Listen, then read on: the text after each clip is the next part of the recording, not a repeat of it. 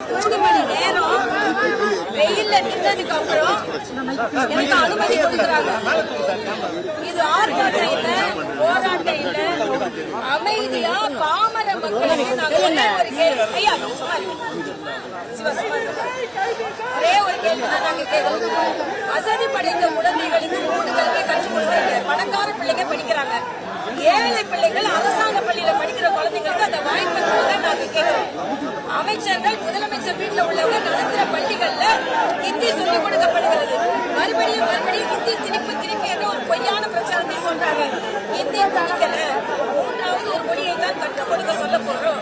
இந்த மறந்துபட்ட உலகத்தை இன்னைக்கு முதலமைச்சர் ட்வீட் பண்ணிருக்காரு. என்னன்னா, அண்ணாவின் கொள்கை, அண்ணாவே சொன்னாரு.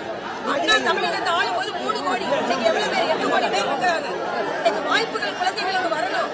அதனால முதலமைச்சர் அவுடேட்டட் முதலமைச்சராக இருக்கிறார். அப்டேட்டட் முதலமைச்சராக இல்லை. அவுடேட்டட் முதலமைச்சரை வைத்துக் கொண்டு தமிழக இளைஞர்கள் முன்னேறவே முடியாது. இன்னைக்கு அமைதியா ஒரு கையெழுத்து வாங்கணும்னா பொதுமக்கள் நேரடியா வந்தாங்க. பொதுமக்கள் வரலன்னா பரவாயில்ல, பொதுமக்கள் வந்தாங்க.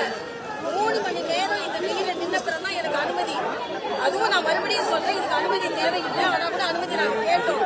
இது ஆர்ப்பாட்டம் இல்ல, பொதுக்கூட்டம் இல்லைன்னு. ஆனாலும் கொடுமைப்படுத்தி ஒரு அரசியல் கட்சி தலைவரை 3 மணி நேரம் நிக்க வச்சுட்டு அரெஸ்ட் பண்ணுங்கன்னா அதுவும் பண்ண மாட்டேன்றாங்க. வரியல் பண்ண போறோம், அதுவும் பண்ணல. மக்களுக்காக நான் சொல்றேன். அதனால மறுபடியும் சொல்கிறேன், தமிழகத்தில் பாமர மக்களுக்கான சமக்கல்விக்கான போராட்டம் தொடரும். எவ்வளவு அடக்குமுறை இருந்தாலும் அடிப்படைய மாட்டோம்.